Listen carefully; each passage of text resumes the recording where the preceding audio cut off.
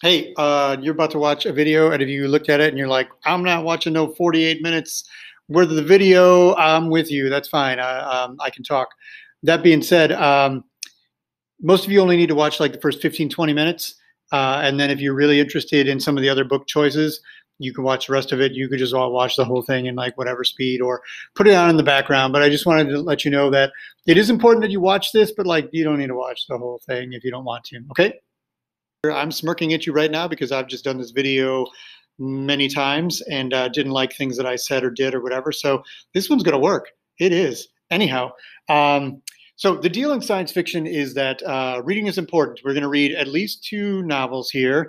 How that happens, we'll figure out, and I'll work with you. I have audiobooks, I have ebooks, and I have book books, which I can get to you. And I already put them on a table so I don't have to touch them for a couple days. So when you come in, you can just touch the exact book that you want and everything can be good to go. So that being said, I don't want you to be intimidated by the idea of reading the books.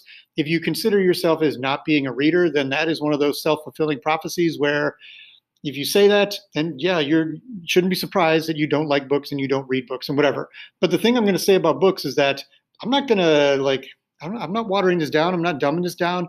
These are good, legitimate science fiction books. Some may be easier to read than others. And if you do have difficulty reading, like a legitimate reason behind that, then I can certainly point out some that might be easier to read. But I don't want you to feel bad about any choices that you make because these are all good, legitimate books. That being said, books don't just happen. Like you've got to spend time reading them. You've got to be thinking about them. You've got to be checked in. If I really want to focus on something and read a book as much as like, 30, 35 years or so of reading books, I need to put my phone somewhere else. I need to go somewhere where nobody's distracting me and I need to read. And you're going to need to do the same thing. And especially if we are virtual or if you are off site, you're going to need to find time to read. And I hope to help you with that by giving you some good stories to read. So what I'm going to do here is I'm going to limber up a little bit. Get ready because we're about to go through 24 different novels for science fiction for you to pick from. Here's the deal though. The first 7 or 8 that I'm going to talk about, these are the books that I recommend to everybody. Like regardless of your reading level, they're high interest, they're good, and they'll hopefully keep you interested. That being said, some of you could probably find a reason to not like all of them. I don't know what to do with you folks. I'm going to put a good book in your hands and like I'm going to try to cheer you on to read it and do what I can. But for the rest of you, or those of you who are like champing at the bit to get the good books or whatever, let's get on with the show here. So first book I want to talk about is a book called Dark Matter by Blake Crouch. This is one of those books that I read like in a day. I don't always do that. I know I read a lot, but I read it in a day. I texted Mr. Halter and I said, Halter, I'm going to give you a book tomorrow. He read it in a day, and like his next book came out, not Halter's, but Blake Crouch's, and we did the same thing. He's just one of those really readable, interesting, like fast-paced books that may not be considered high literature, but man, what I want out of a book is like I want to be entertained, and this book definitely did that. So think of this. Um, Maybe sometimes you think about things you could have done differently. All right. Like maybe you are very content with this person that you are, but maybe you also think about, if I had done that thing when I was 7, if I had like taken those lessons or whatever, maybe I'd be playing guitar and not just enjoying people who play guitar. Or if I talked to that girl or guy or whatever, like things would have been different. You can go crazy trying to do that. But here's the deal. The theory of the multiverse is that whatever thing you think sends up kind of psychic energy that creates this theory of the multiverse. And so, as I said at the top of this video, I didn't like some of the videos I made a moment ago. In the multiverse, those videos are continuing, they're quitting, they're whatever. And in this universe right here, I tried several times and now I am currently talking to you.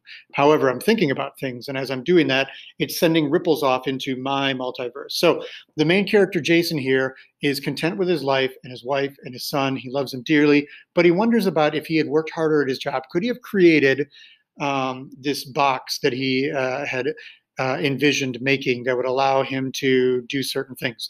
Meanwhile, in a parallel universe, a multiverse where another Jason is, he is wondering about the girl that he met years ago who got away and what his life would have been like. Yeah, he's dating supermodels and like he's rich and famous and he's getting all these awards and he created this box that he can go into that, does amazing things and allows you to hypothetically go into the multiverse of your own life and see other possibilities in time of your own life. but he really wonders like about that girl that got away. So you've got these two Jasons, the one who loves his wife and thinks about what if I'd made that box. You've got the one who makes the box who thinks I wonder about that girl, and so the two meet. And then I'm not going to tell you any more about that book because I don't want to give it away because it's really good. But I will tell you about another book by Blake Crouch called Recursion, which just came out about a year ago, as you can see here from the best-selling author of Dark Matter. I'll make this one a little bit more brief. Recursion is basically about the idea of very similar to Dark Matter in some ways, but very different in others.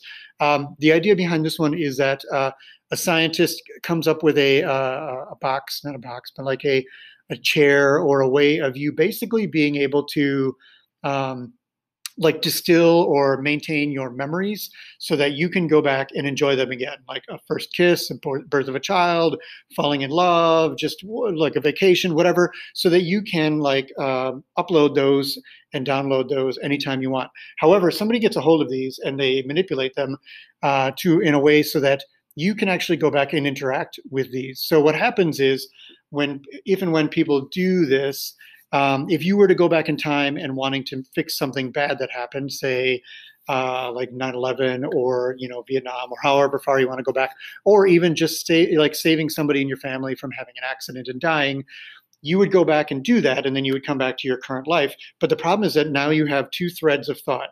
You have the memory of my sister died in a car crash, but your sister is also like visiting today with her kids because she never died. And you look at her and you're horrified because you're like, oh my God, it's so good to see you. But at the same time, you're like, you died, but I don't know if I could tell you that.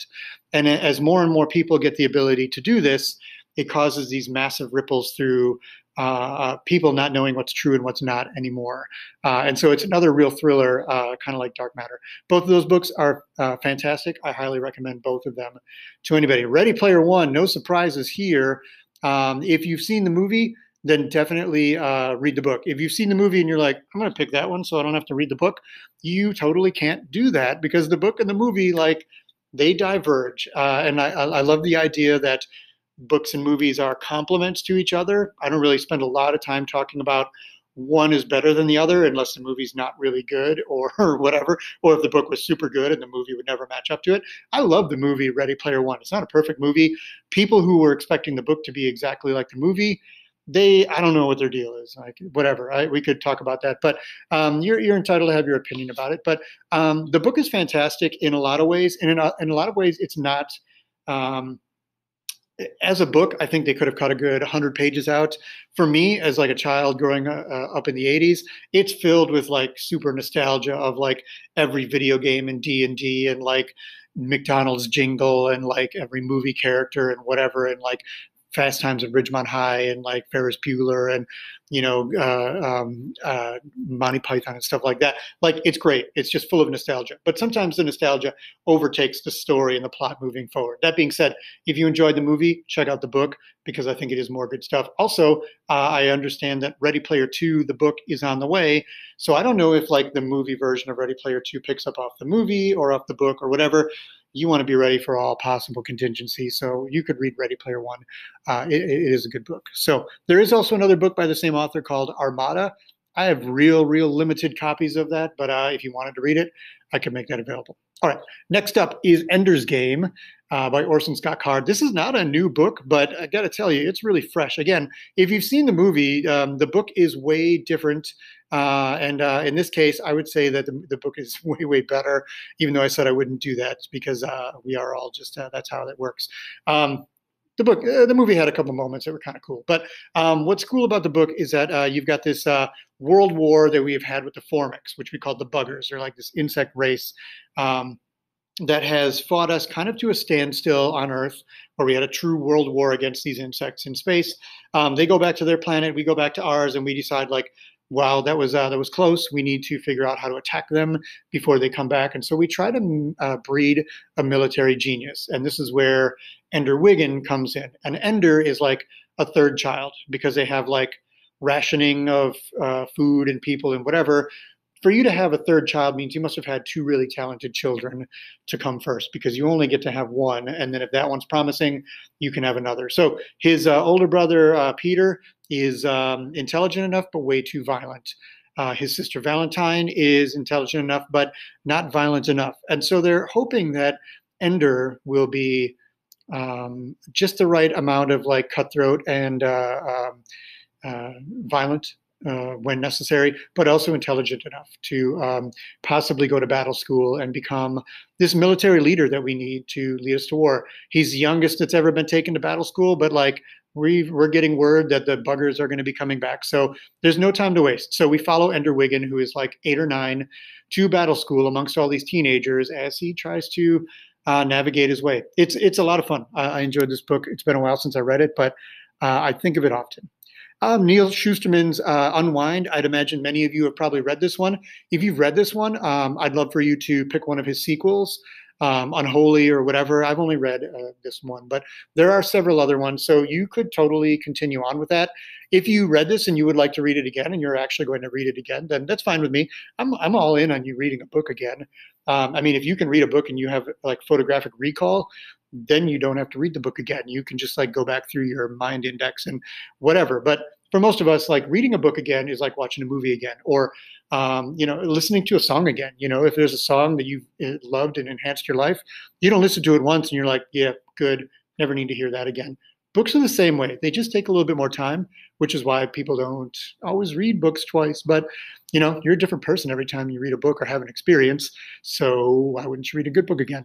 Unwind is basically the story of in the future we can basically take parts from people and give them to others very interchangeably. There's been some sort of civil unrest and some changes to the Constitution. And now parents are able to unwind their children, like basically send them back so they can be like taken apart for parts, and like people in need or people who are really rich or whatever can get your eyes or your arms or your brain or whatever. And like you scarily kind of live on, but your life is pretty much over.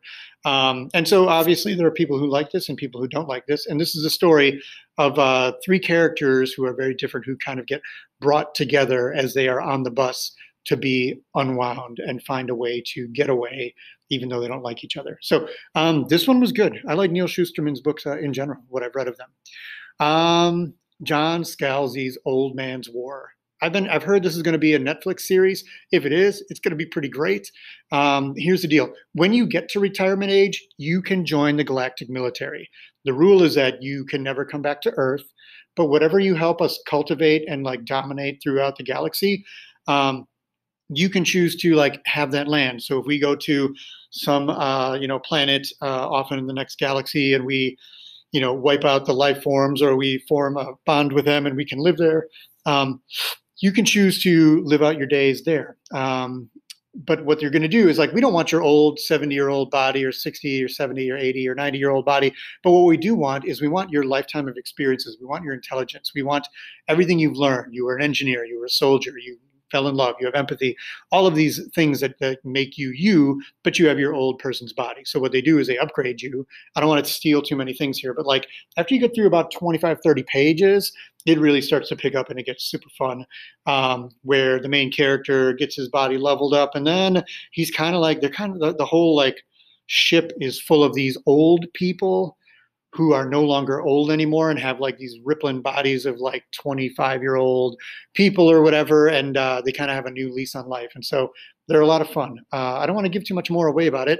I would just recommend that you read it because it's all kinds of awesome. It is, I don't know, it's unlike a lot of other things that I've read. And there's a series. I've only read the first 2 or 3 of them, I believe, but I've enjoyed them. I intend to come back to them. Another one by John Scalzi is called The Collapsing Empire. This one is a story of like, we have like this interspace highway. Let me break it down for you a little bit better. Remember in Finding Nemo, we've got the shell, not the shell, the turtles. What was his name? Crush. Anyways, so we've got Crush, who's like riding the wave, through the highway to go a little bit faster. Picture that, but in space. So we found a way for humans to get from Earth to someplace that would have taken us like light years. Instead, we can just like go into the beam and like in a month, we can get somewhere that would have taken us light years. What's happening is that we've cultivated life throughout the galaxy, and some people in the military or government know that this is like collapsing, but they're not exactly telling everybody because they're trying to use it to like do a power grab or whatever. But other scientists are starting to figure it out and speak up, and so they're trying to quiet them and whatever. It gets a little bit kind of political intrigue type thing, but there's a lot of really cool things going on in here. There's also the last like emperor or emperor they call it, which is everybody who's ever been the emperor. Their entire life is like saved as like a robot or whatever, like a disc, and you can go into this room if you're the new emperor, and you can like speak to every emperor and their consciousness, and they can answer you with everything they've ever talked about. It is worth reading this book just for that concept alone because it's super cool. All right, moving on. So The Martian by Andy Weir. This is another one of those books that I just read in a shot because it was so cool. Again, if you've watched the movie, which I would say the movie is almost as good as the book, it's a really good movie. But this book is where it came from, and I don't think that as good as the main character is with Matt Damon's portrayal, that this guy is a real smartass. He's also real smart. He's also clever. He's funny. And what I would say is like, the reason that you read books is because there's no other way to have the intimacy of getting into somebody's head. And on top of that, to have the experiences that you'll probably never have. I'm never going to be stranded on Mars. I'm going out, I'm on record. I'm going to say it's never going to happen to me. However, if it did happen, I would imagine it'd be a lot like this, except I'd probably just die immediately because I'm not this genius botanist who uses his own poop to grow plants on Mars and whatever, and that kind of thing. But he's just the main character is a lot of fun to spend time with as he has problem after problem after problem. Very clever, very readable, but also very fact checked. Like he is a guy who worked at NASA. And when he made this, he wanted to make sure that it was legitimate science based on what would have happened. And so like, not that all many of these stories don't have science behind them, like real hard science. They just have a concept. This one actually does have some pretty hard theoretical science behind it. Robopocalypse by Daniel H. Wilson. I've been waiting for the third one to come out for a while, beginning to think it's not going to happen. So here's the deal. This is not your basic story of like artificial intelligence comes online and decides to kill all humans. Oh, wait, it is. This is the story of we have tried to create artificial intelligence several times, trying to contain it in what is called a Faraday cage, which allows no signal, infrared, internet, Wi-Fi in or out. And what happens is like each time it starts weaseling its way out and trying to interconnect with everything because now it is artificial intelligence. So it is artificial life, and it is actually life trying to find its way to whatever. Like, you know, if you hold an animal or something like against its will, it will struggle just like this, being does before it takes, form. So here's the deal. It does get loose, and then the computers interlink, and it's not even robots so much, but it is like all the intelligence between everything that becomes interlinked, and the like consciousness decides that its goal is to maintain its own life and to maintain the earth, and the biggest threat to the earth and itself is humanity. And so it basically declares a war without prejudice on mankind. And so the first human pages is basically a whole lot of carnage of the robots and automated trucks and even the massage robots with their big soft hands that go from massaging humans to pummeling them with their big soft hands, and Roombas that push people down elevator shafts and whatever. And it's a lot of delightful carnage if you're into that kind of thing. And if you're not, it is violent and whatever, and maybe it's not for you. But it is a really interesting look at what could possibly happen if artificial intelligence got loose, and like how we would fare. And, it's not well. So after that first 100 pages, it's basically like what's left of humanity to stand up for itself. There is also a sequel if you've read it, and I do have the sequel. The Hitchhiker's Guide to the Galaxy. This is the story of a guy named Arthur Dent who is trying to block his house from being bulldozed for a highway that's about to show up there. In the meantime, there is an interstellar bulldozer that is pulled up outside of the Earth and has announced like, attention, people of Earth, you've had 2 years to be able to relocate. Seems like you haven't, so we don't feel too bad about bulldozing the Earth. But this is where the highway is about to go. So, just hold still for a second. You won't feel anything. And Arthur Dent is like laying on the ground right before this announcement. His friend comes to him and says, hey, the world's about to end. You need to come with me, and you need to drink 3 beers and eat a bag of peanuts right now.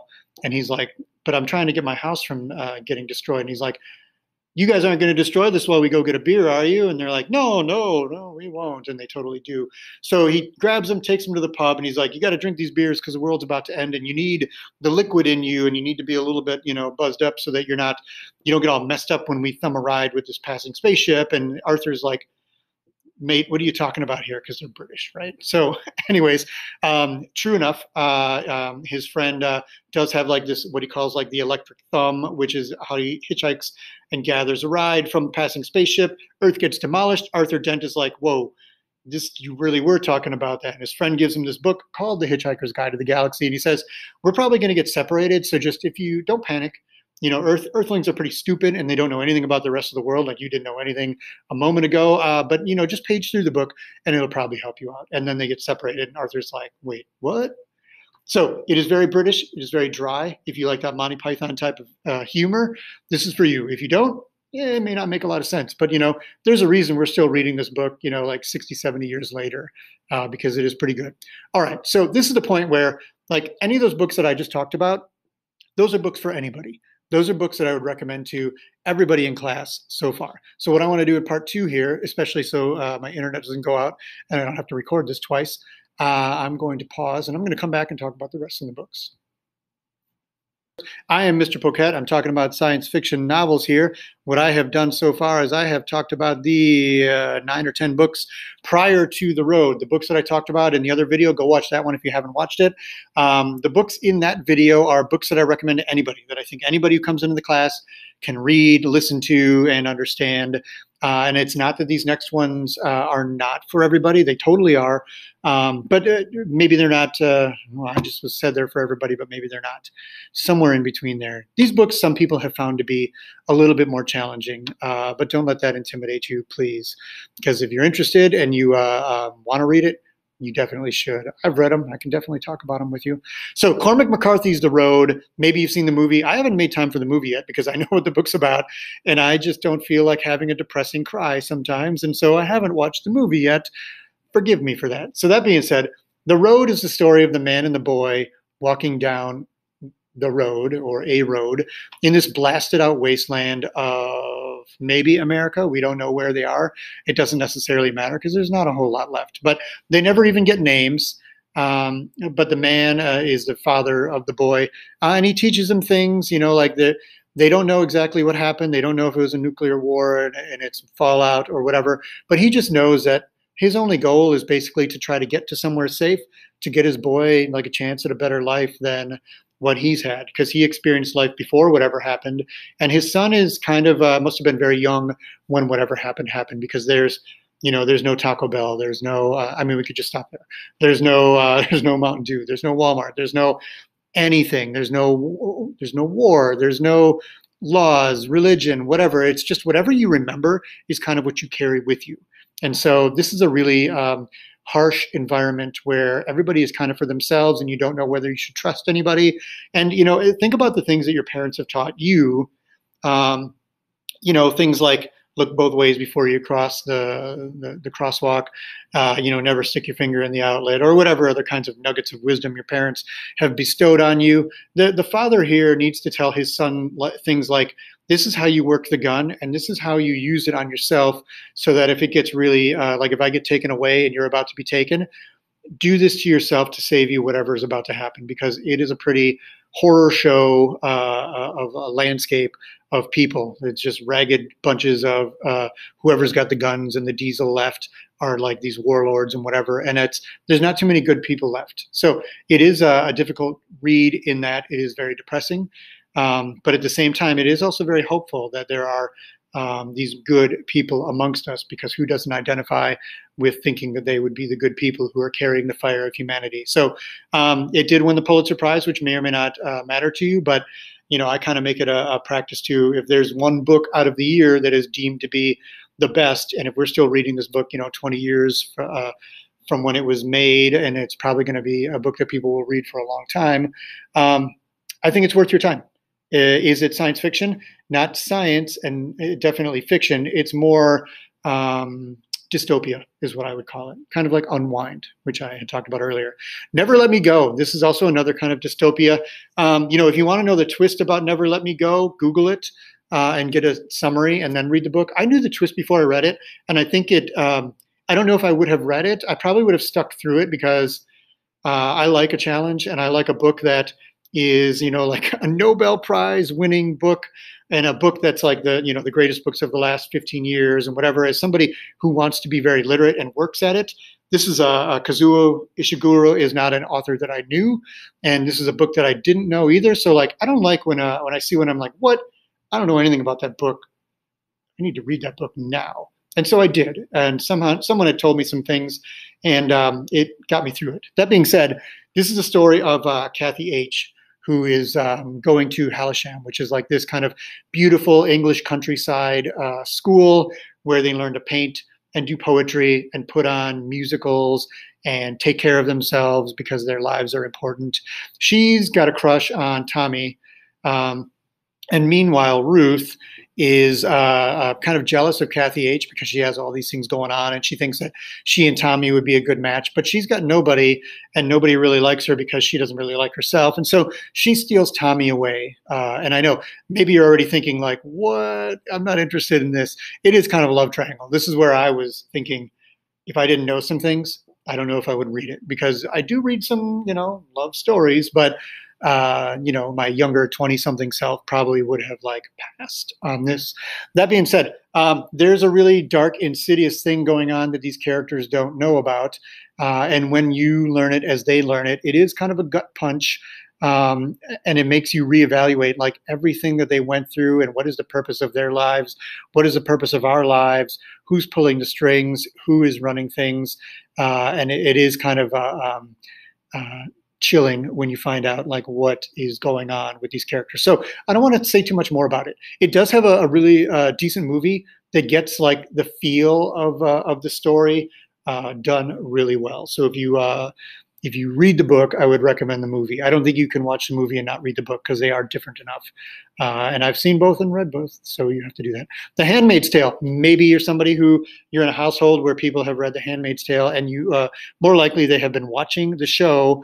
And I would say my wife, who read the book and watched the show, told me that I think the book goes for like the first 2 seasons, and then after that it kind of diverges, or it could be even the first 3, or are they on 4 seasons? What I can tell you is that Offred is a handmaid, and basically her job as a woman who lives with the director is to once a month submit to him sexually so that he can have a child through her, because other people either can't do that or their station in life is above that. But Offred's job is basically to do that, and that's horrifying enough.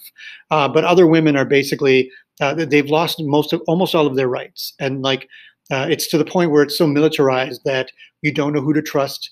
You don't know if you can trust, your sister, not biologically, but to not rat on you and to like say things that you've been thinking that you shouldn't be thinking, or even mini rebellions in speech or whatever.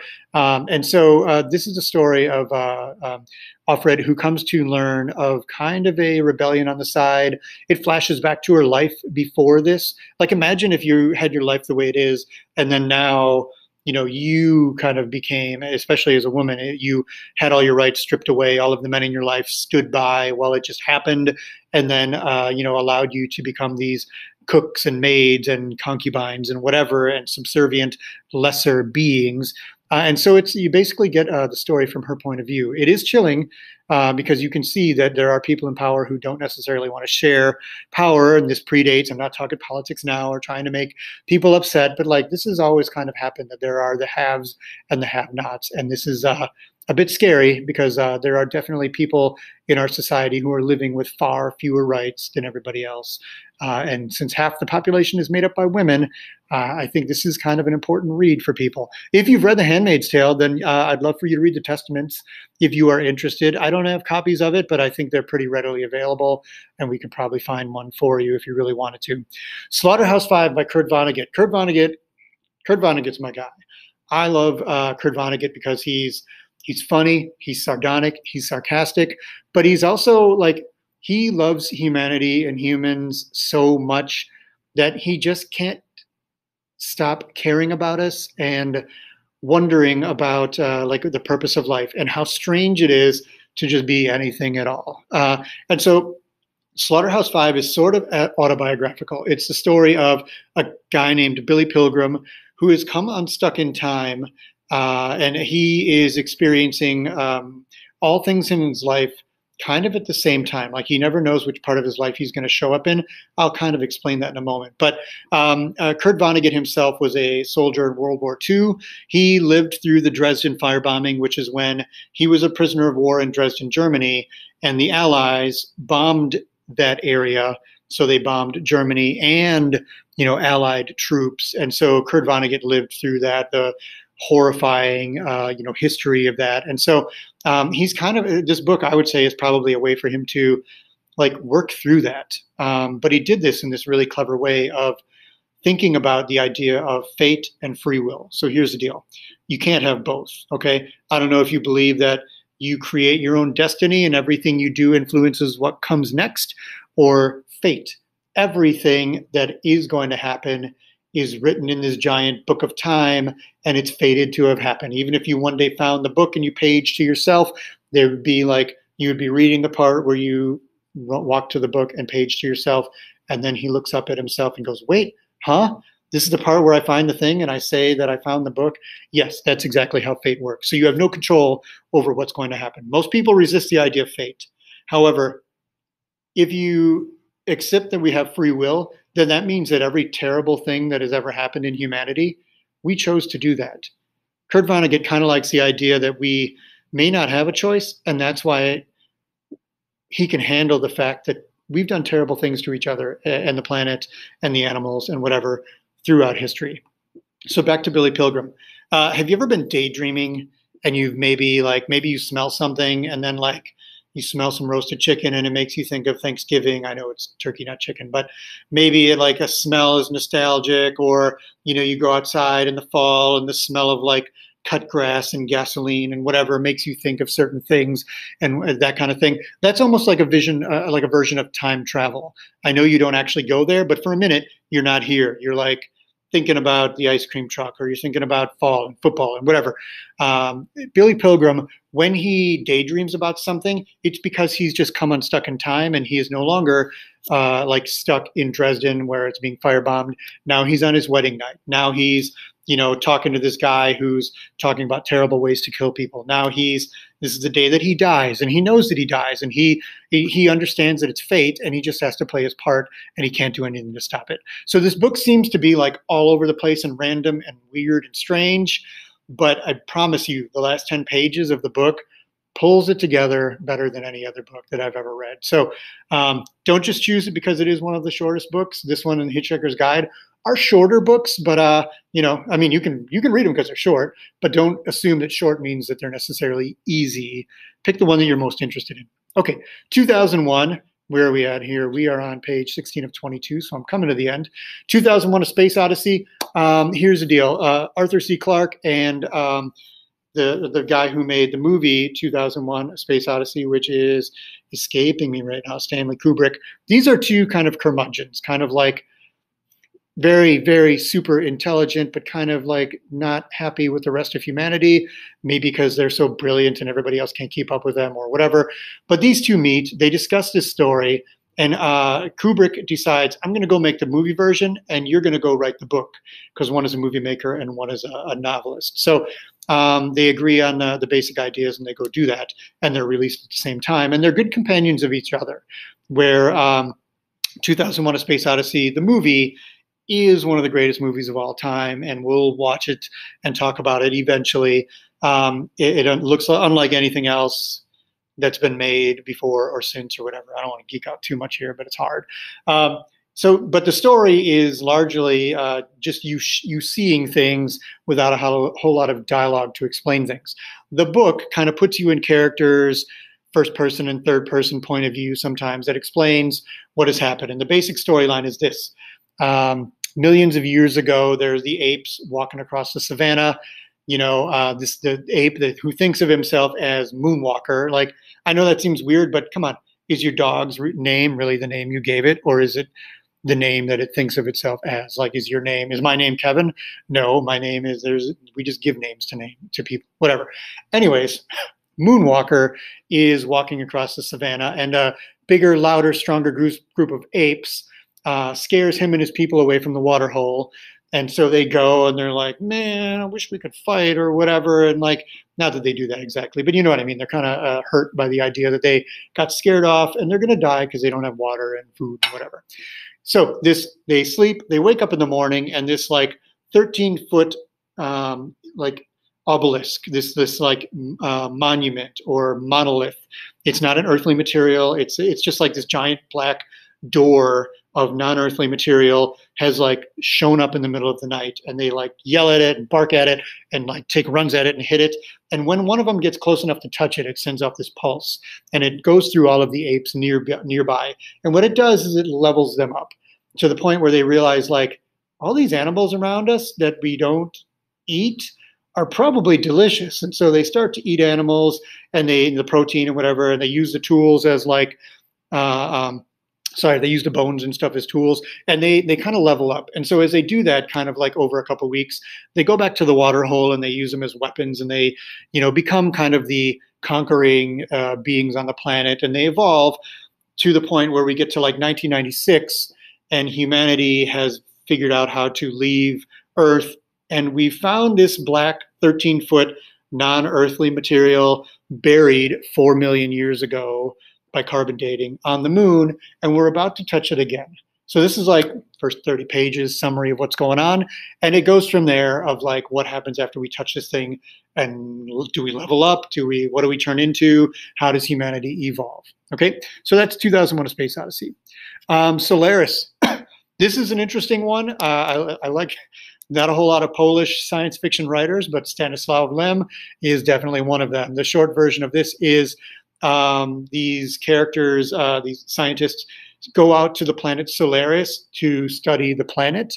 Meanwhile, the planet is like a sentient being that is studying them while they are there by sending them like their own thoughts and visions of people in their lives. Like the main character that we spend time with sees I can't remember if it's his ex-wife or his deceased wife, but he sees her, she can interact with him. It's not unlike if you've seen the movie Inception, where the main character Cobb, like his wife shows up, but it's really just like a vision of his wife. It's like if you've ever had an argument with somebody in your head who is a friend of yours or a parent or whatever, it's not really your dad. It's just like your vision of your dad who's arguing with you, which may not be fair to them because it's not how they really are. This is kind of like that, except they can't escape like, just feels really real.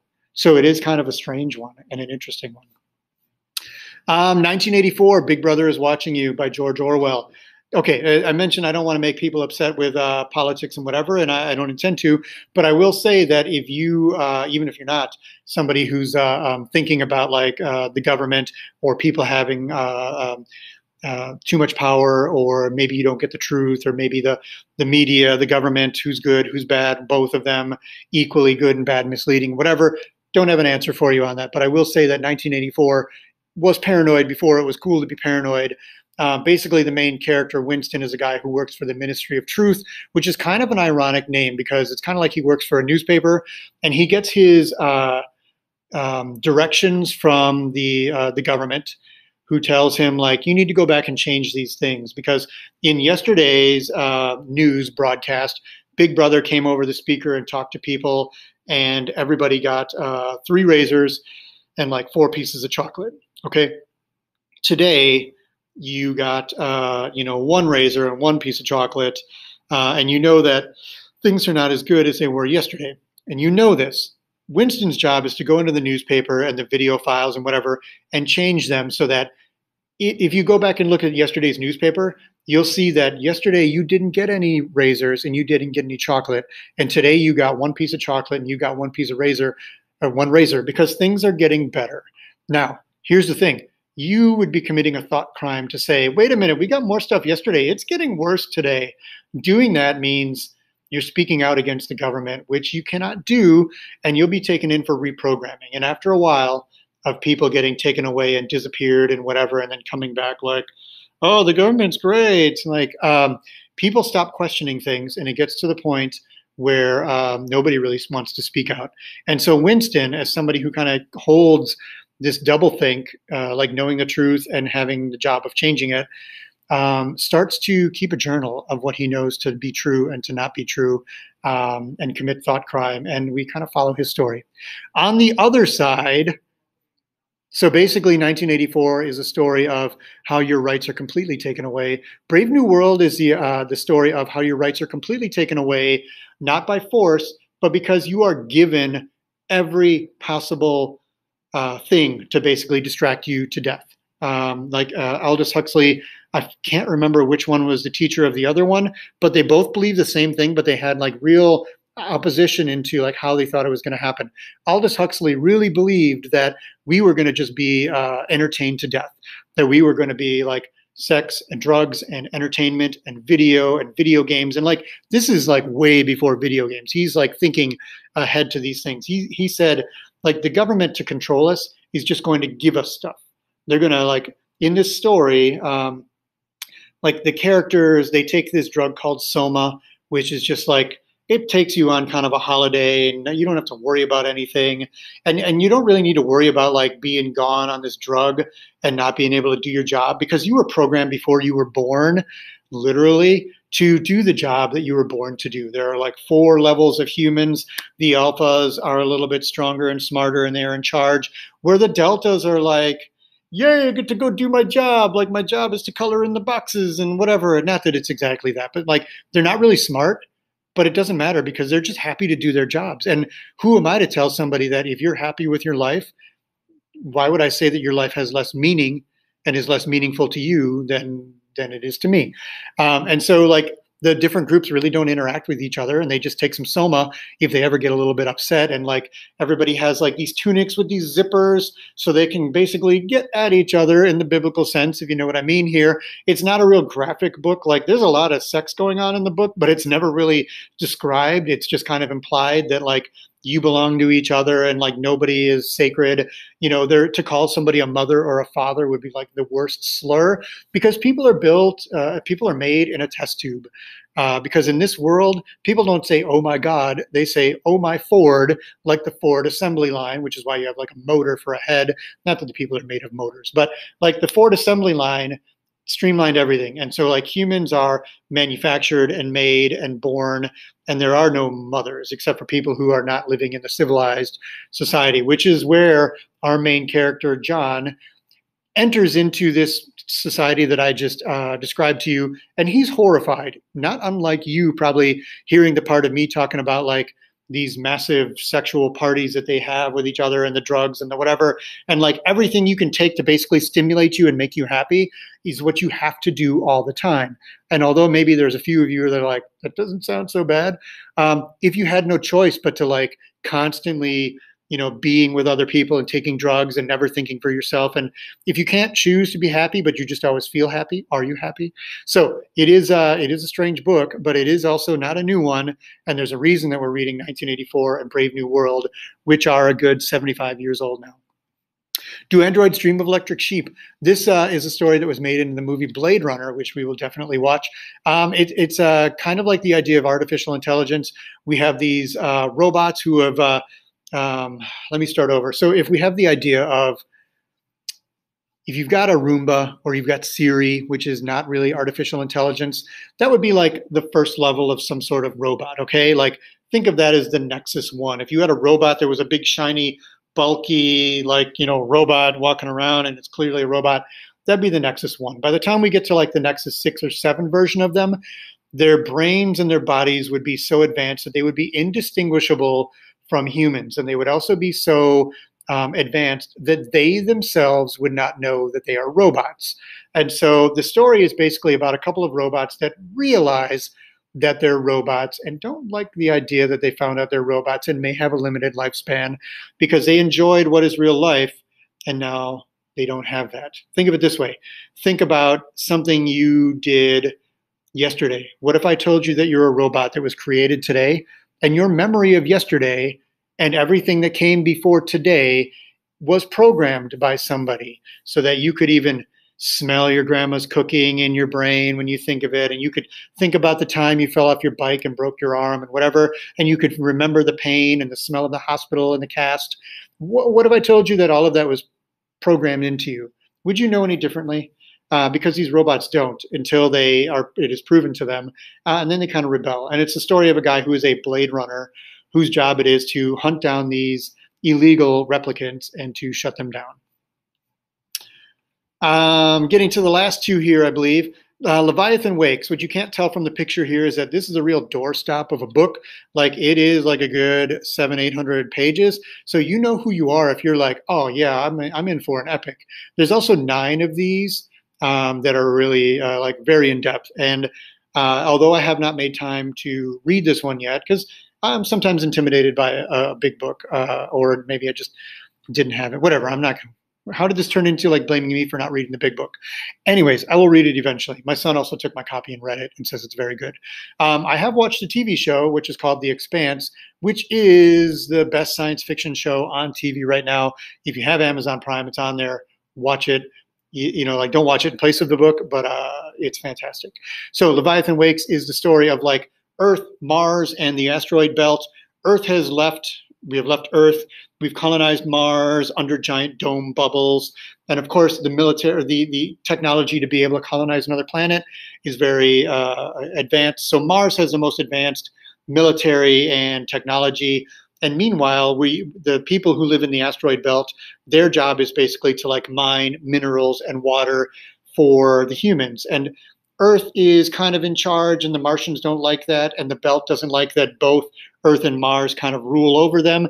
And so somebody like a domestic terrorist type is, what they do is they set something up so that I believe it's somebody from the belt makes Mars think that Earth is trying to start a war with them, so that the two, Earth and Mars, will go to war, so that the Belters could kind of rise up.